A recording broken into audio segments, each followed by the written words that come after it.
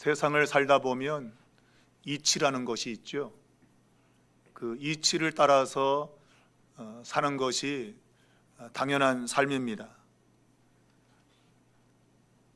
새롭게 유다 민족을 통치하기 위해서 벨릭스 총독의 뒤를 이어서 베스토 총독이 오게 되었는데, 그가 처음에 부임해서 해야 될 일, 아마 그것은 유다 나라를 돌아보는 것이겠지요.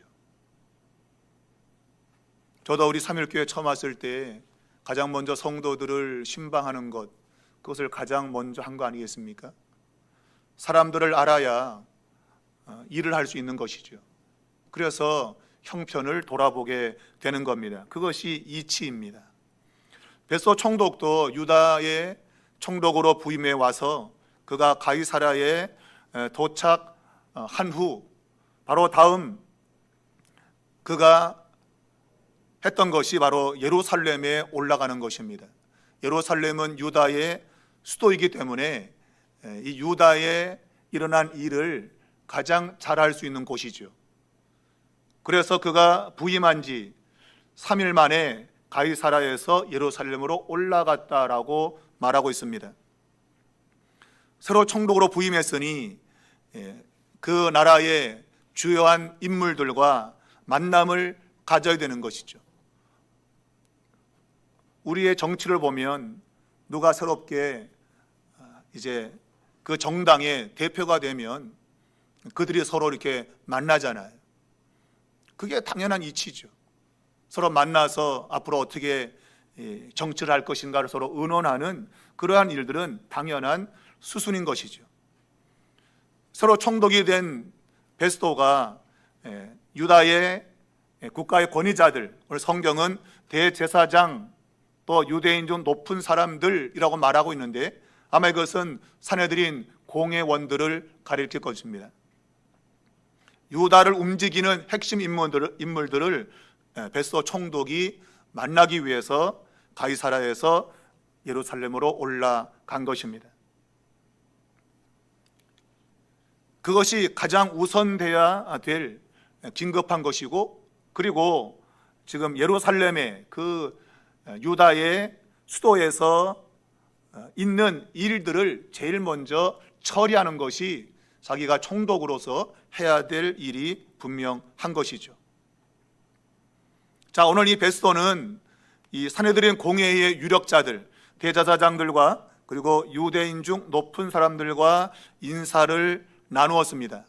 이때 오늘 성경 본문에 의하면 이 산헤드린 공회의 유력자들, 대제사장들과 또 유대인 중 높은 사람들이 바울을 고소했다 하는 것입니다. 새로 총독이 부임해 온 이 시기가 그들이 이루지 못했던 목적, 곧 그들에게 눈에 가시 같은 바울을 제거할 수 있는 절호의 기회가 왔다는 것입니다. 2년 전에 벨릭스 총독이 있을 때 바울을 제거하려고 했었지만 그러나 그것이 실패로 끝이 났죠. 그리고 2년 동안 재판은 지연되었고, 그리고 그 사이에 벨릭스 총독이 로마 정부로부터 소환되어서 가게 되었고, 그 후임으로 베스토 총독이 오게 되었는데 이 신임 총독은 아무것도 모르잖아요. 지금 도대체 이 나라가 어떻게 굴러가는지 아무것도 모르고 있는 상태예요. 그러므로 오늘 이 산헤드린 공회의 유력자들은 지금이야말로 바울을 제거할 절호의 기회다. 새로 부임한 총독과 인사하면서 이 기회에 아무것도 모르는 저 총독을 구워 삶아서 바울을 제거해야겠다. 그러한 생각을 가지고 바울을 고소했다고 오늘 성경은 이야기를 하고 있습니다. 이 모든 과정은 총독이면 당연히 그가 다스리고 통치하는 그 나라의 사람들에게 좋은 인상을 줘야 되기 때문입니다.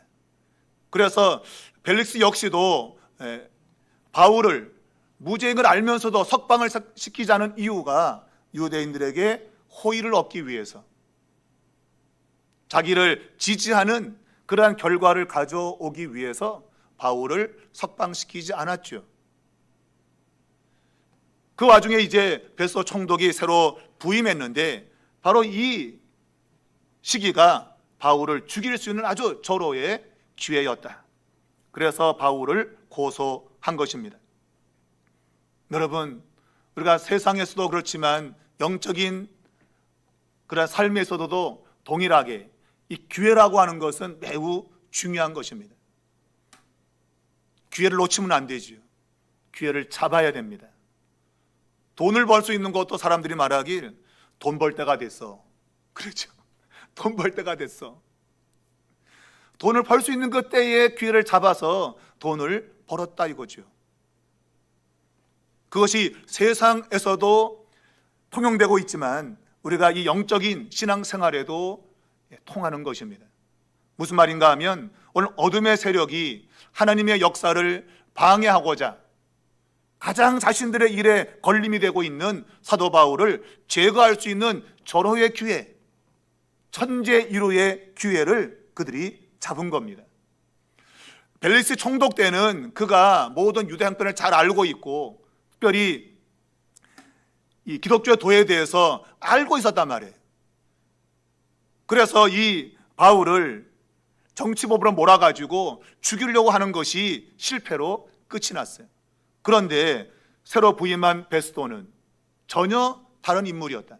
그러니까 유다에 돌아가는 내막도 모르고 있고, 그리고 지금 이 기독교라고 하는 이 신흥 종교에 대해서도 모르고 있는 거죠.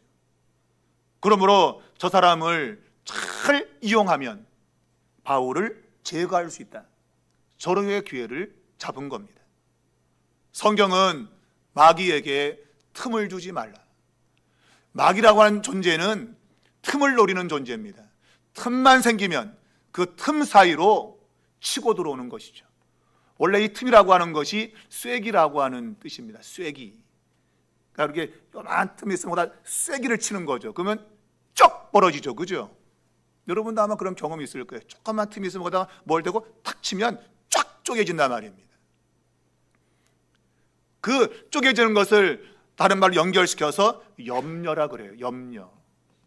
우리의 마음이 쪼개지는 것, 우리의 마음이 틈이 생기는 그 사이로 염려라고 하는 것이 발생을 하는 거예요. 그게 사단이 주는 겁니다. 오늘 이 사단이 복음을 대적하기 위해서 절호의 기회를 사용하고 있는 것이죠. 새로 부임한 총독에게 지금 바울을 고소하고 그를 정죄하여 죽이려고 지금 행동으로 옮기고 있는 겁니다. 자, 새로운 총독은 경험도 없고 또한 지금 이 바울에 관련된 문제가 뭔지 정확히 내막도 모르고 있습니다. 그래서 오늘 이 본문에 보면 이 유대 유력자들이 바울을 예루살렘으로 호송해 오라. 호송해 오라. 지금 가이사랴에 있다가 예루살렘으로 총독이 왔는데 지금 온 김에 지금 문제거리 하나 해결하고 가십시오. 그 얘기죠. 온 김에. 지금 예루살렘의 가장 큰 문제는 이 바울, 이 문제를 일으킨 이 바울이라는 사람이 있는데 이 사람의 문제를 해결하는 것이 우리 지금 유다 민족에게 가장 중요한 문제입니다. 그리고 온 김에 가이사랴에 있는 바울이라는 사람을 이곳으로 호송하여 여기서 문제를 처리합시다 라고 이야기한 것입니다. 자, 그들이 이러한 요청을 했다고 하는 것을 3절에서 말하고 있습니다. 바울을 예루살렘으로 옮기기를 청하니, 이 청한다는 단어가 미완료 진행형 동사로 사용되고 있습니다. 미완료는 완료가 되지 않은 거예요. 계속 지금 요청하고 있는 겁니다. 그러니까 이 베스도 총독이 계속 거절하고 있는 거예요. 그런데 계속 지금 옮겨오십시오, 옮겨오십시오, 옮겨오십시오 라고 간청을 하고 있는 거죠. 호소하고 있는 거예요. 한 번 호소로 안 되니까 계속 끊임없이 호소했다. 그게 미완료 동사를 사용하고 있는 이유입니다. 근데 베스도는 무슨지 모르지만 그것을 단호히 거절을 하고 있어요. 거절. 왜 거절했는지 성경은 말하고 있지 않고 단순히 바울이 가이사랴에 구류되어 있다, 지금 그 사람 안전하게 지금 가이사랴에 있고, 그리고 나도 얼마 있지 않고 바로 가야 된다, 그러니까 그 재판을 다룰 시간이 없다, 그렇게 이야기를 하고 있습니다. 자, 그들이 바울을 예루살렘으로 호송코자 하는 이유, 이송해오자 하는 그 이유는 바울을 매복했다가 죽이려고 하는 그런 계획이 있다고 성경은 말하고 있습니다. 2년 전에도 40여 명이 그 암살을 하기 위해서 결사대를 구성했다고 말하고 있잖아요. 바울을 죽이기 전까지는 먹지도 않고 마시지 않은 그런 암살단이 있었다고 말하고 있고, 그때도 이 바울의 조카가 어디서 정보를 입수했는지 모르지만 그 음모를 전달해 주어서 바울이 죽지 않았죠. 이제 또다시 그 일을 2년이 지나서도 다시금 도모하고 있다. 인간의 죄는 이렇게 뿌리가 깊습니다. 2년 전에 내가 누군가를 미워했던 것이 2년이 지나면 세월이 약이겠지요. 세월이 흘렀는데 그러면 그 증오의 마음, 분노의 마음이 사라질 것 같은데 사라지지 않았다. 2년 전에 죽이려고 음모했던 그 음모를 다시 끄집어내고 있는 거예요. 여러분, 이 죄악이라고 하는 것은 너무나도 무서운 겁니다. 여러분, 죄는 하나님의 아들이 죽어야 될 만큼 굉장한 힘이 있는 거예요. 하나님이 오죽했으면 그의 아들을 십자가에 죽여서 그 죄의 문제를 처리했을까요? 여러분, 죄를 우습게 여기면 안 됩니다. 여러분, 죄는 너무너무 무서운 겁니다. 죄는 지금 이 세상에 벌어지는 모든 일들이 죄라고 하는 것에 휘둘리고 있는 거예요. 우리는 마귀와 사단이라고 하는 것 존재를 알고 있지만 실제로 성경이 말하고 있는 더 무서운 존재는 죄라고 하는 겁니다. 죄라고 하는 것을 성경은 인격적인 존재로 묘사하고 있고, 이것이 모든 인간을 파괴시키고 있는 거예요. 근데 그러한 죄가 완전히 목적을 달성할 수 있도록 배후에서 조종하고 있는 자가 바로 마귀, 사탄인 겁니다. 죄만 갖고 있어도 다 멸망으로 가요. 그런데 그 뒤에서 사단과 마귀가 그것이 완전히 이루어지도록 역사하고 있다 이거예요. 그러니 여러분, 이 땅의 모든 인간은 멸망에서 벗어날 수가 없습니다. 필연적으로 멸망할 수밖에 없어요. 그래서 하나님이 그의 아들을 십자가에 죽이시는 그 일을 하신 겁니다. 그것 외에는 죄를 이길 수 있는 방법이 없기 때문이에요. 2년 전이나 2년 후나 달라진 것이 없습니다. 미움과 시기와 증오는 그대로였습니다. 아니, 어찌 보면 더 나빠졌다. 왜냐하면 2년 전에는 이 40명의 암살단이 자기들 스스로가 이렇게 조직을 해서 죽인다고 설친 것이죠. 그런데 2년 지난 후에는 바로 사내들인 이 자체 내에서 지금 바울을 죽이기 위한 매복 작전을 벌이고 있는 겁니다. 이제 자신들이 친히 바울을 죽일 음모를 꾸민 것이죠. 세월이 지나면 지날수록 죄는 더 강력해지는 겁니다. 우리가 세월이 지나면 노래 부른 대로 약이 될 수 있습니다. 내가 오늘 막 했던 것이 세월이 지나면 누그러질 수 있어요. 그런데 죄는 세월이 지나면 지날수록 더 강력해진다. 더 강력해진다. 여러분, 이것을 잘 깨달아야 됩니다. 오늘 나에게 죄된 모습이 뭔가 희미하게 온 것이 있다고 한다면 그것을 지금 처리해야지. 이것을 이것쯤이야 라고 내버려두면 세월이 지나면 감당할 수 없는 그런 일이 되게 되는 겁니다. 그래서 성경은 악은 모양이라도 가지지 마라. 악한 것은 모양이라도 흉내내지 마라. 그러는 거예요, 여러분. 유명한 배우 탤런트 이름을 밝히지 않겠는데 이 사람에게 담배 피우는 광고를 제안을 했어요. 담배 피우는 게 아니고 그냥 이렇게 흉내만 내면 돼. 흉내만. 근데 이 사람이 크리스찬이라. 내가 담배를 안 피우지만 피우는 흉내를 내는 걸 통해서 나 때문에 수많은 사람이 담배를 피울 것이고, 그러면 나는 그 원인 제공자가 되니 내가 담배를 안 피우고 흉내만 낸다 할지라도 이건 안 하겠다. 이것조차도 죄가 된다. 야, 돈 많이 줄게. 한번 찍을 때 내가 할 정도로 줄게. 그런데 거절을 했어요. 우리 같으면, 일반 사람 같으면 눈 딱 감고 나 피우는 것도 아닌데 흉내만 내는데 어때? 흉내만 내는데. 성경은 악은 모양이라도 버려라. 왜? 흉내내는 것들이 언젠가는 그것이 사실로 다가오는 것이죠. 여러분, 우리 안에 죄는 작고 큰 것이 없습니다. 죄라고 하는 그러한 모양만 가지고 있다면 우리는 단호하게 버려야 됩니다. 그렇지 않으면 그 죄의 덫에 걸리게 되는 거예요. 그것이 사단이 쓰는 방식입니다. 오늘 그들은 2년 전처럼 매복을 했다가 바울을 죽일 기회를 보고 있는 겁니다. 그래, 놀랍게도 베스도가 이 간청 계속 호소했는데, 제발 좀 호소했는데 베스도 총독이 거절을 했습니다. 그 이유를 아까 제가 두 가지를 설명드렸는데, 그런데 성경 6절을 보면 베스도가 그들 가운데서 8일 혹은 10일을 지냈다고 돼 있어요. 8일과 10일 정도의 시간이면 한 재판을 끝낼 수 있는 시간입니다. 그런데 그가 나 시간 없어, 빨리 가야 돼, 그래 놓고 8일 동안 10일 동안 있었다고 하는 것은 뭔가 이 베스도의 그 일 속에 하나님의 섭리가 작동을 한 것이죠.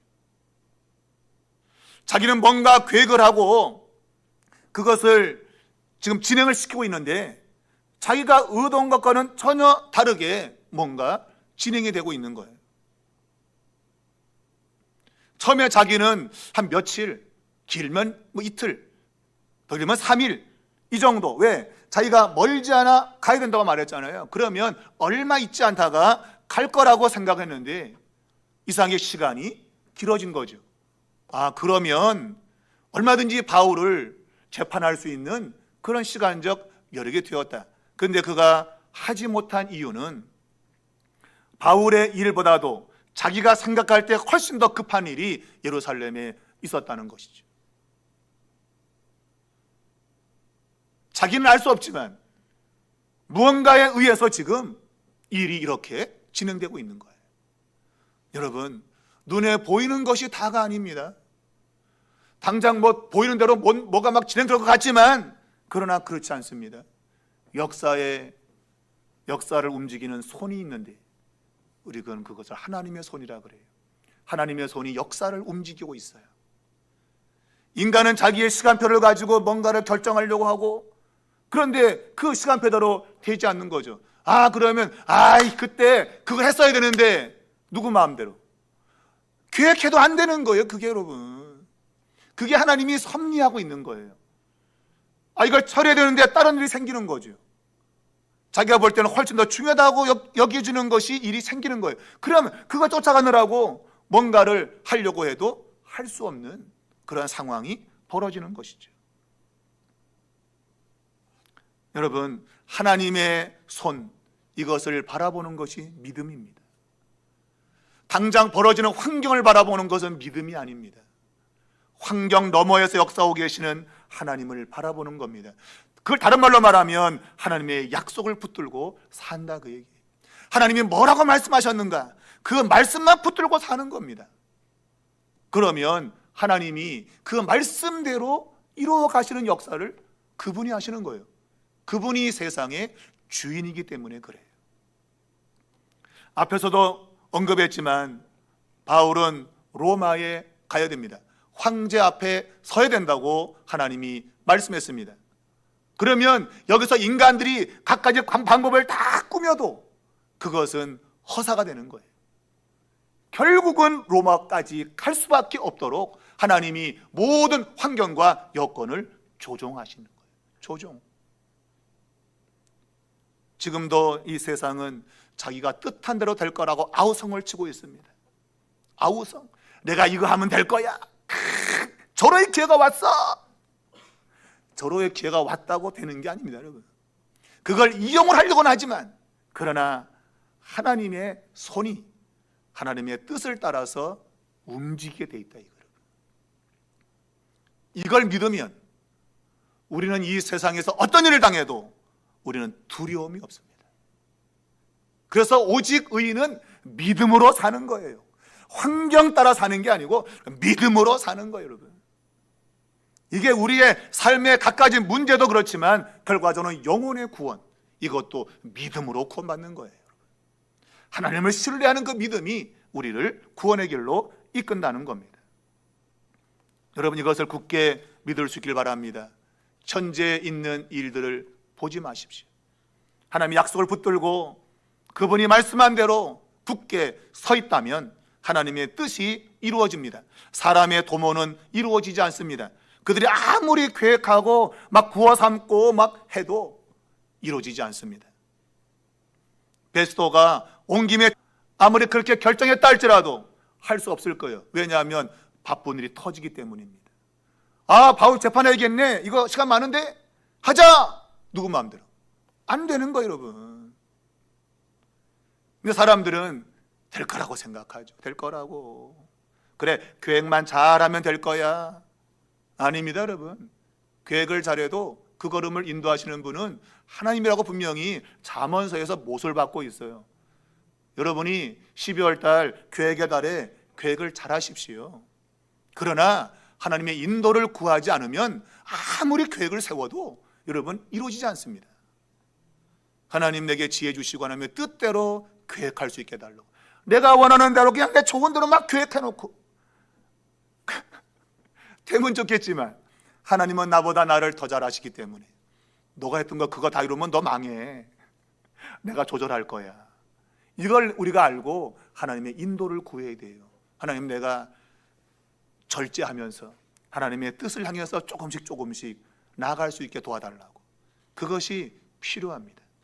지금 이 사회가 그것이 필요합니다. 무지막지하게 우리 인간의 계획을 들이밀고 될 거라고 생각하고 하는 모든 것들은 다 허사가 될 겁니다. 여러분, 이걸 분명하게 깨닫는 것이 은혜인 줄로 믿습니다. 자, 바울에 대한 모든 혐의가 다시 제기됩니다. 자, 벨릭스가 이 바울의 무죄를 선언하고 석방했다면 아무 문제가 없었을 거예요. 그런데 이 벨릭스가 유대인들의 환심을 사고자 2년 동안이나 붙잡아 두었고, 그리고 재판을 하지 않았어요. 재판을 해야죠, 여러분. 재판을 왜 미루냐고요, 재판을. 누굴 말하는 건 아닙니다, 여러분. 오늘 이 벨릭스가 재판을 미뤘다, 이거 미뤘다. 그 태만한 것 때문에 다시 일이 벌어지기 시작한 거예요.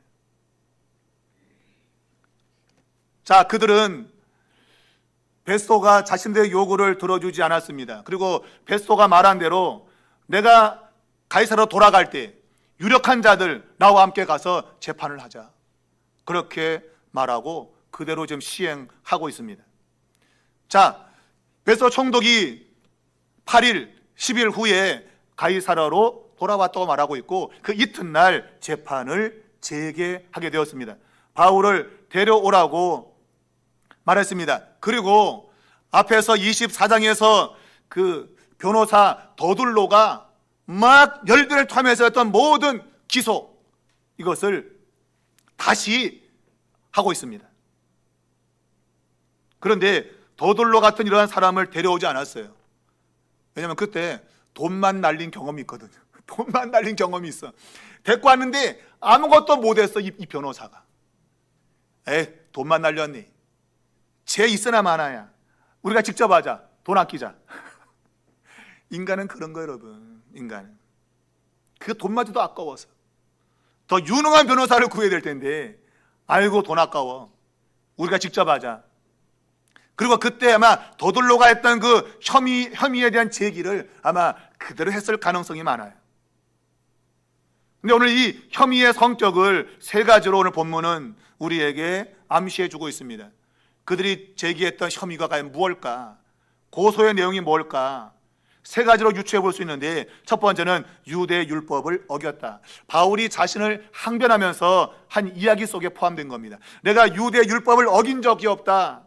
두 번째는 성전의 거룩성을 훼손한 적이 없다. 세 번째는 황제의 이익에 반하는 행동을 한 적이 없다. 곧 내가 정치적으로 이 사회에, 또 로마 사회에 저촉될 만한 일을 한 적이 없다 하는 겁니다. 이 세 가지로 아마 이 유대 유력자들이 고소를 했던 걸로 보입니다. 자, 우리가 앞에서 이 도돌로는 바울을 가리켜서 전염병 같은 자라고 했습니다. 이것은 사회를 혼란스럽게 만드는 그런 자라는 것입니다. 그러니까 소란을 조종한 혐의, 이것은 정치적 혐의입니다. 그런데 그 모든 것들이 증거가 없었다. 증거가 없었다. 그들은 과잉으로 지금 바울을 고소하고 있는 것이죠. 아무 증거가 없이 지금 바울을 고소했다, 그 얘기입니다. 1번과 2번 유대 율법과 성전의 거룩성 훼손은 그 뭐 중요하면 중요할 수 있지만, 그러나 로마 입장에서는 그렇게 중대한 것이 아니에요. 정말 중대한 문제는 바로 이 황제에 대해서 반하는 행동, 이거 심각한 문제죠. 이건 정치적 문제가 될 수밖에 없는 겁니다. 그런데 그 일에 대해서 어떠한 증거도 없었다 하는 것입니다. 증인이 아무도 없었던 거예요. 어찌되었든 이렇게 혐의를 제기했지만 아무런 증거가 없는 상황이 지금 진행되고 있는 겁니다. 우리가 생각해 보면 왜 바울은 벨릭스 총독이 있을 때 가이사에게 상소하지 않고 베스도 총독이 왔을 때 상소를 했을까 하는 겁니다. 이건 역시도 여러분 시간표가 작동을 하고 있는 겁니다. 똑같은 총독이었는데 벨릭스 때에도 그 자신이 무죄인 걸 알고, 그리고 계속 혐의를 제기했을 때에 재판을 보류했지 않습니까? 그럼 그때 가이사에게 상소했으면 되는데 그때는 왜 상소하지 않았는가? 그리고 똑같은 상황, 베스도 총독이 있던 이 상황에는 왜 가이사 황제에게 상소를 했는가 하는 것이죠. 그때 안 하고 왜 지금 했을까 하는 겁니다. 우리가 정확한 이유는 알 수 없어요. 그러나 정황적으로 볼 때 분명 어떤 의미가 그 안에 들어있는 것은 분명합니다. 똑같은 일인데 왜 전에 하지 않고 지금 해야만 되는가 하는 겁니다. 아마 바울은 이 벨릭스 총독 전임 총독과의 그러한 관계 속에서 그래도 무죄를 확신했을 수도 있어요. 자신을 석방해 줄 것을 아마 기대했는지도 모르겠어요.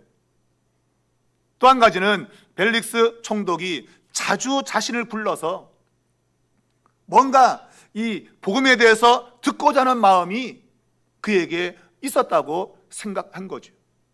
그래서 더 자주 바울을 불렀다고 우리가 지난 시간에 들었지 않습니까? 그래서 내가 이 벨릭스 총독에게 뭔가 복음을 전할 수 있는 그러한 기회가 있겠다라고 생각해서 상소의 그 시기를 아마 놓쳤다, 그렇게 볼 수 있다고 생각이 됩니다. 그러나 정확히 그 이유는 말하고 있지 않아요. 그러나 분명 이건 역시도 하나님의 시간표 속에서 무언가 해야 될 것이 이루어지지 않고 똑같은 상황에 다음에 이루어진다고 하는 것은 무언가 시간이 그 안에 걸려 있다라고 볼 수 있는 겁니다. 이것이 이제 뒤에 가보게 되면 여러 가지 배를 띄우고 풍랑이 몰려오고 하는 그런 일들과도 밀접하게 관계가 되어 있다고 보는 거예요. 마치 실타래가 막 여기저기 막 얽혀 있는 것처럼 우리는 그것이 왜 이렇게 얽혀 있는지 우리는 알질 못해요. 근데 하나님은 그 얽혀 있는 모든 복잡한 것을 하나님 다 알고 있죠. 이리 꼬이고 저리 꼬이고 있지만 우리는 그걸 풀 수가 없어요. 근데 하나님은 왜 이것이 꼬여 있는지, 그리고 왜 여기서 문제가 생기는지 그것을 하나님은 다 알고 계신 것이죠. 성경은 그 하나님의 주권을 강력하게 드러내고 있는 책이에요. 우리 인간은 알 수 없어요. 그때 상소할 걸. 그러나 그때는 상소할 수 있는 여건과 상황이 되지 못했던 거예요. 뭔가 더 좋은 일들이 있을 걸 기대했다 이거예요. 근데 그런 기대가 이루어지지 않았죠. 그리고 지금 벳소 총독이 왔을 때에 이때 상소가 있게 되었다는 것입니다.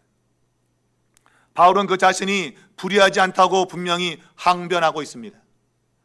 절대로 나는 불의하지 않다. 만약에 불의가 보인다면 나는 죽어도 마땅하다. 여러분, 적어도 우리 그리스도인들은 이런 양심이 있어야 됩니다. 내가 불의한 것이 있다면 당연히 거기에 대한 벌을 받겠다. 이래야지 편법을 써가지고 요리 빠지고 저리 빠지고 안 되면 돈을 동원하고 그래서 내 죄를 없게 하려고 하는 그런 행동은 절대 있으면 안 돼요. 여러분.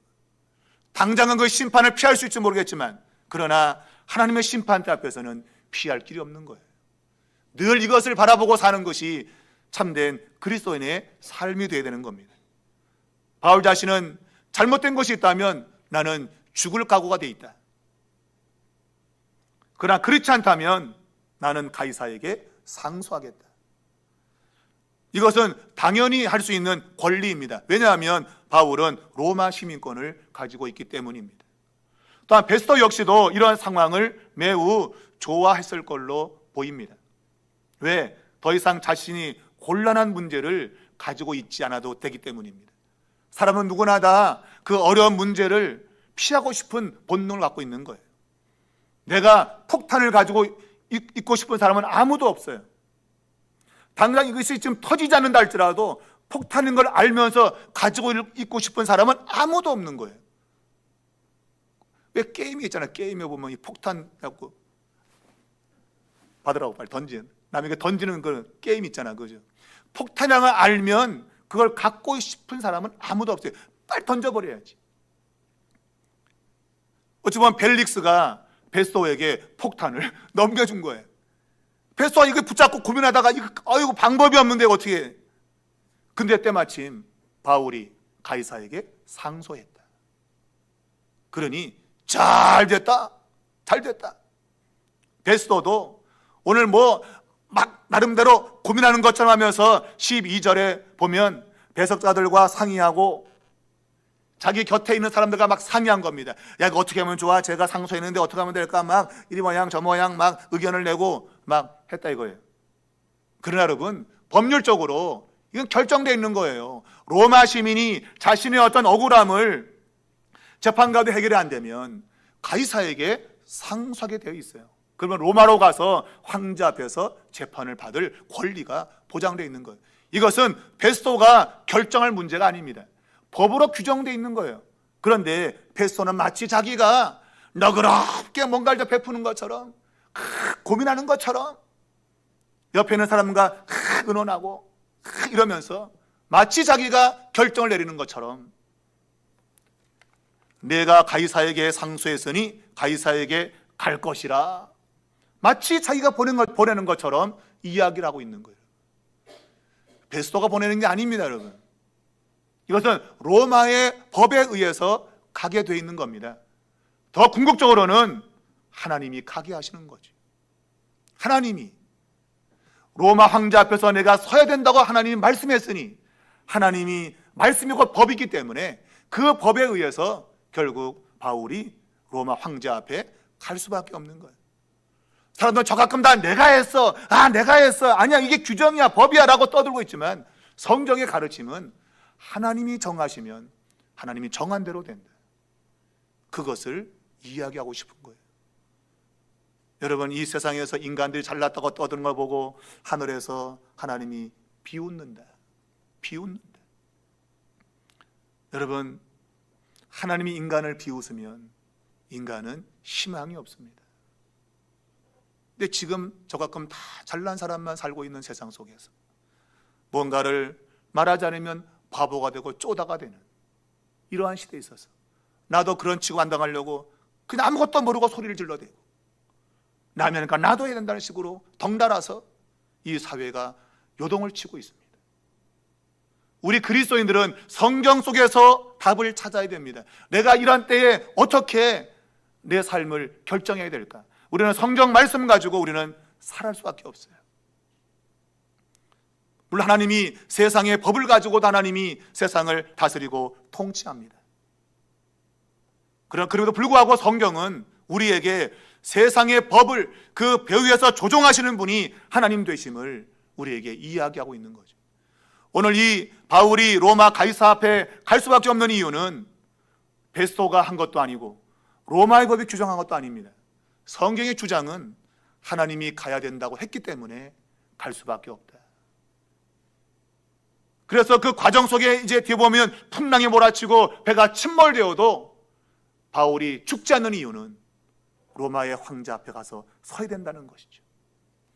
아무리 로마법이 바울이 로마로 가야 될 규정해도 태풍 만나면 죽는 겁니다, 여러분. 태풍을 어떻게 법이 규정할 수 있습니까?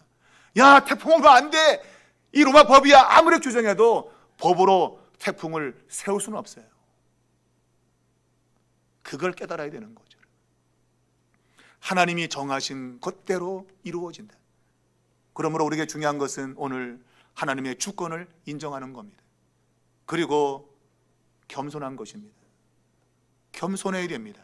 오늘 이 베스도 그리고 그 전임자 벨릭스 그리고 오늘 사내들인 공회에 있는 대제사장들과 유력자들 그들 모두는 전부 하나님을 배제한 교만한 가운데서 행하고 있어요.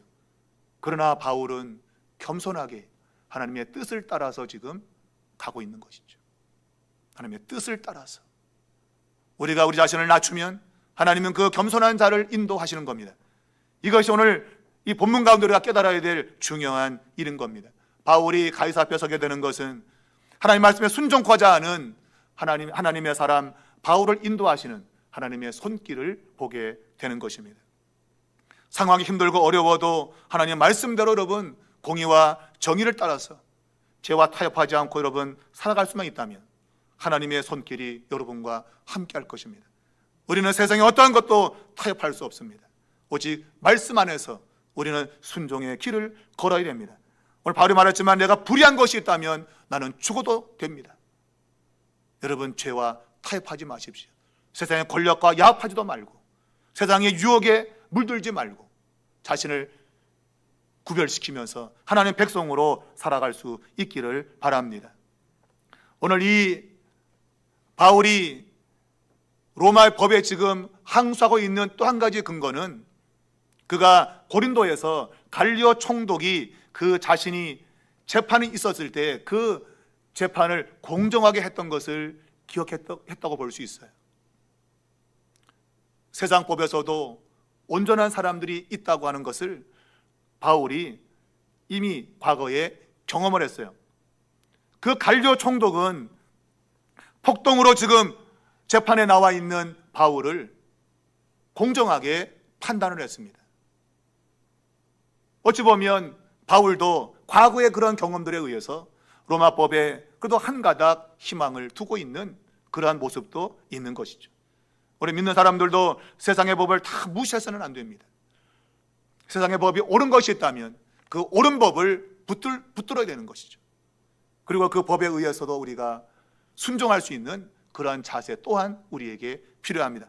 무조건 다 세상 법은 거부해야 된다. 그것 또한 아닌 것입니다. 바울이 경험했던 고린도에서의 그러한 온전한 재판의 경험, 그것을 아마 다시금 로마의 황제 앞에서의 그러한 재판을 또한 공정할 것을 기대하면서 그가 가이사 앞에 항소하고 있다. 이것 또한 우리가 함께 더불어 생각해야 될 것입니다. 자, 지금 이때가 지금 바울이